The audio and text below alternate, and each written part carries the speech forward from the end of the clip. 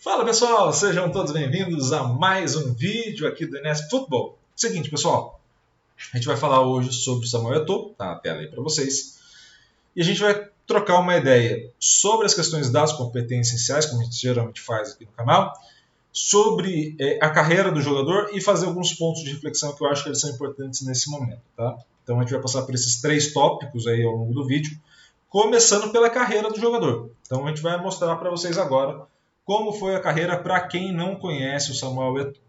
Então, o Samuel Eto'o começa no Leganés, aí pegando aí a trajetória europeia dele, né?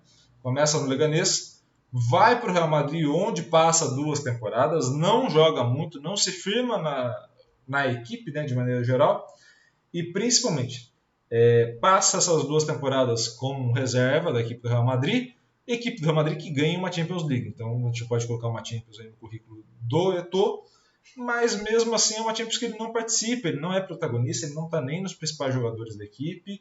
A gente mais lembra dele nessa época por ele ter passado depois pelo Barcelona, né? Então de fazer esse link histórico entre Real e Barcelona, mas assim, passou muito pouco, muito breve, não teve sucesso no Real Madrid. Ele vai para o Espanhol, ou seja, ele vai para o Espanhol jogar, não se adapta ao Espanhol, acaba sendo emprestado ao Mallorca, e aí no Mallorca ele vai bem. No Mallorca ele começa a ter mais espaço, começa a conquistar esse espaço, e principalmente na temporada 2002, 2003, 2003, 2004, ele de fato vira o protagonista de uma boa equipe, uma equipe intermediária na Espanha, na época, e acaba tendo destaque a ponto de ser contratado na temporada 2004-2005 pelo Barcelona. Chegando no Barcelona, passa a temporada 2004-2005 até a temporada 2008-2009. Tá? Nesse período, 2 Champions League, uma aquela do Rijkaard, né, que ele acaba perdendo o Mundial de Clubes para o Internacional de Porto Alegre, né, aquele gol do Adriano Gabiru, e a segunda Champions é aquela Champions vai ser a primeira Champions do Guardiola, né, basicamente. Né? A primeira Champions do Guardiola, onde o Eto'o, junto ao Messi, foram os grandes protagonistas daquele momento, daquela primeira Champions. Né?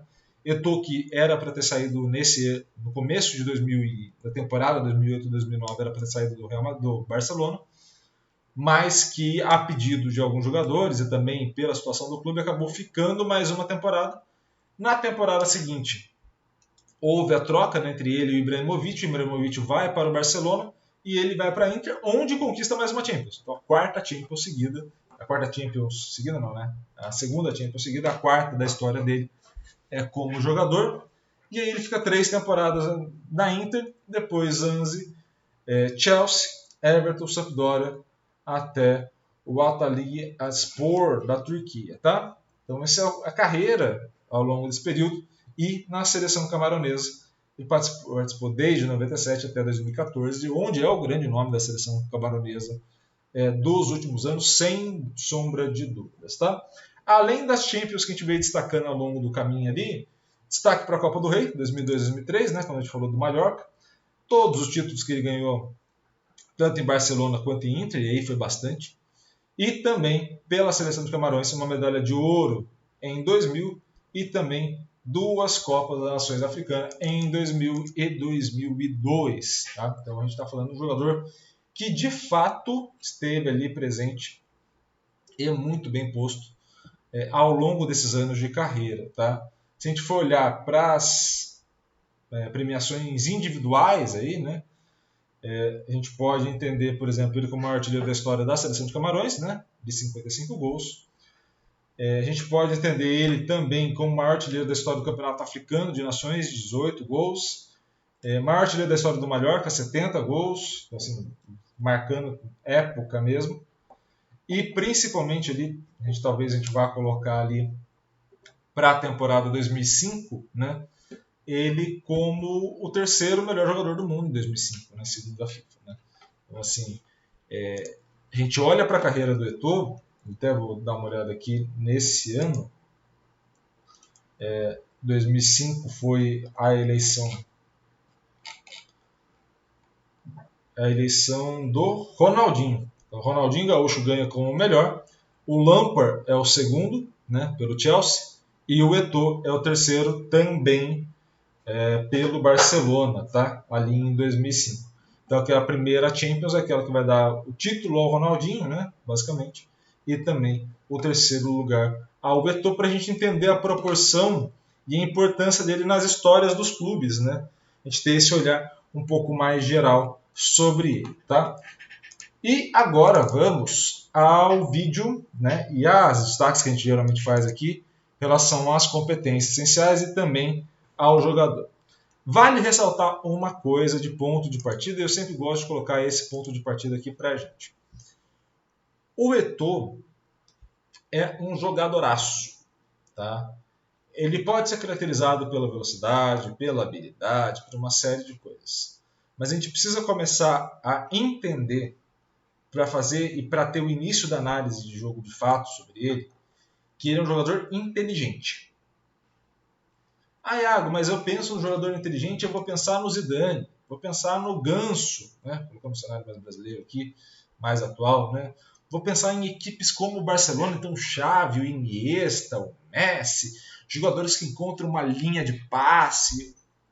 Eu entendo a linha de raciocínio, tá? Para a gente que está ali, para a gente que está vendo o jogo, esse tipo de ação do Eto'o acontece com o Mbappé, acontece com outros jogadores, pode parecer, ou até mesmo com o Cristiano Ronaldo, pode parecer muito uma questão física e menos uma questão de percepção. E as ações que são mais rápidas, como um passe de primeira, um passe que vai quebrar linhas ou qualquer coisa do tipo, podem parecer mais pensadas e menos dependentes da parte física, tá?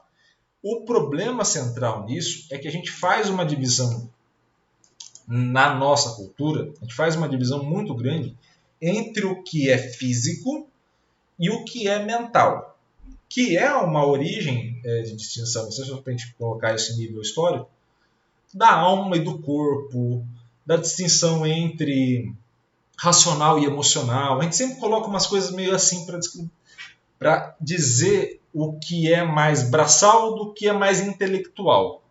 E, na verdade, esses componentes, se é que são componentes de si, se o nome componente é o mais correto, eles não existem. Por quê? Porque é apenas um ser humano fazendo uma ação. Essa ação é intencional, então, por via de dúvidas, ela vai interferir diretamente ou vai ser interferida diretamente pela experiência e vivência que esse jogador vai ter. Isso vai depender também das características biológicas que o jogador vai ter, obviamente, mas elas não são determinantes. Elas dão um contexto de possibilidades de ação que se vai ter.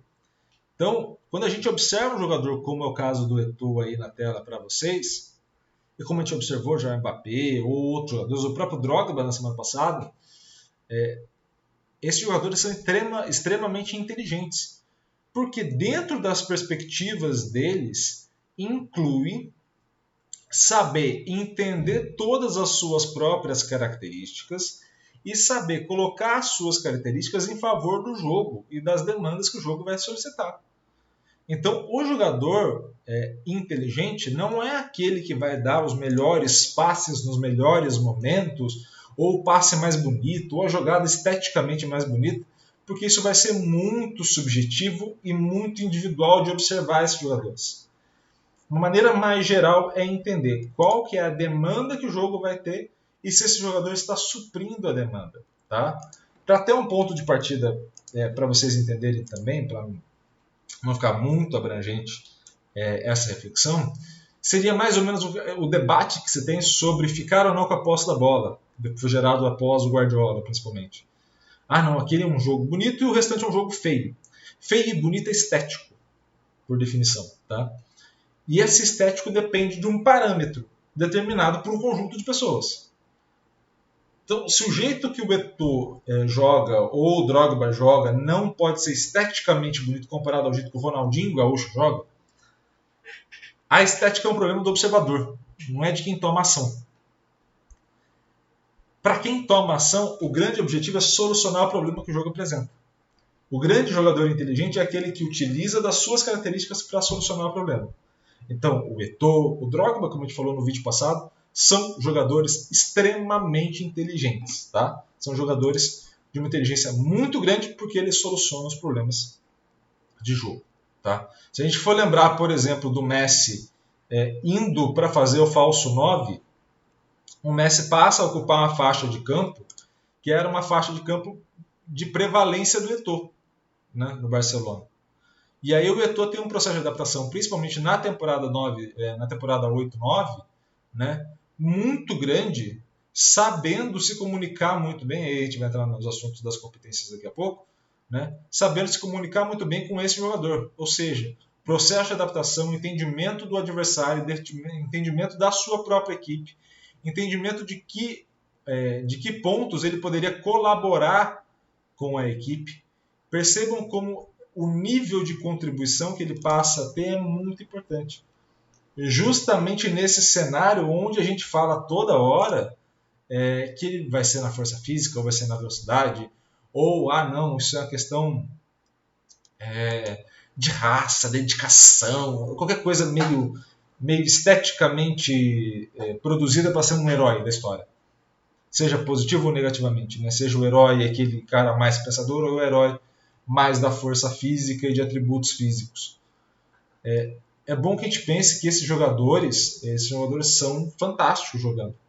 Eles estão nesse nível justamente pela capacidade de solução do problema que eles têm. E isso é muito importante. Tá?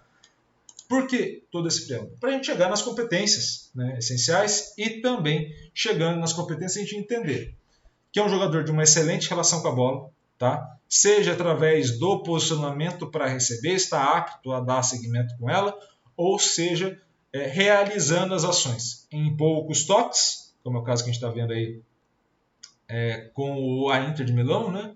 Ou também em processo de condução, então mudança de direção, o drible dele era muito bom, apesar de a gente sempre fazer o comparativo com o Ronaldinho Gaúcho, mas o drible dele era muito bom. Essa situação de 1 contra 1 ele era muito bom em relação ao zagueiro, e também a situação em velocidade, onde ele consegue ganhar a distância em relação ao zagueiro e consegue concluir bem as jogadas. Então a gente está falando de um jogador com uma relação com a bola muito importante, muito boa para a equipe, conseguir contribuir muito para a equipe. E é claro, um jogador que, tendo todas essas características, só poderia desenvolver isso bem se também tivesse em conjunto uma excelente capacidade de estruturação de espaço, né? Senão todas essas habilidades seriam postas aí em situações ruins a serem desenvolvidas, né? Então a gente olha um jogador que obviamente ocupava o corredor central e até um pouco o corredor lateral, principalmente depois ali da temporada com o Messi, né?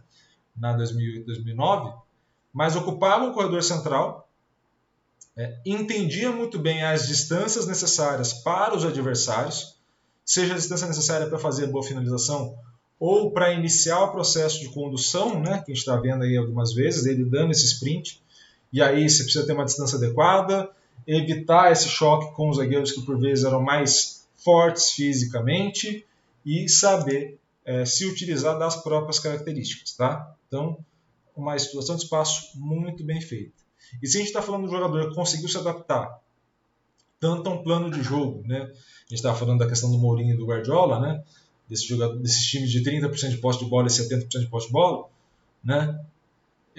Se é um jogador que consegue se adaptar aos dois cenários, se é um jogador onde as equipes crescem onde ele passa, percebam a capacidade de comunicação na ação que esse jogador passa a ter. Porque ele facilita o jogo dos demais, e aí facilitar não quer dizer só facilitar através do passe, mas facilita o jogo dos demais através das suas ações, através das ações que ele passa a ter com os demais companheiros para finalizar a jogada e para atingir o objetivo do jogo. Então percebam como todos esses pontos são importantes da gente observando, como um jogador muito completo e que entende muito bem a lógica imanente do jogo, e por isso, a gente volta ao ponto de reflexão, por isso um jogador inteligente. Né? E aí, linkando tudo isso que a gente viu aqui, jogador inteligente porque joga muito bem, a gente já viu as competências, jogador inteligente porque soluciona os problemas do jogo, e jogador inteligente também porque soube, em diferentes cenários, ganhar diferentes títulos. A gente está falando de um jogador que ganhou com o Mallorca, está falando de um jogador que ganhou com a Inter de Milão e com o Barcelona. Está falando do jogador que ganhou com a seleção de Camarões, está falando do jogador que ganhou em diferentes cenários, diferentes contextos, diferentes competições, ou seja, uma capacidade de adaptação ao ambiente, de inteligência na leitura de jogo muito alta. E talvez esses são os pontos que a gente deve valorizar muito desses jogadores, que por vezes a gente passa a ter um olhar muito físico para eles e pouco intelectual, porque eles não fazem o passe que quebra a linha. Tá? Tudo isso é importante, inclusive esse ponto que a gente falou agora. Beleza? Espero muito que vocês tenham gostado desse vídeo. Gostou do vídeo? Por favor, se inscreva no canal e ative o sininho para receber todas as notificações.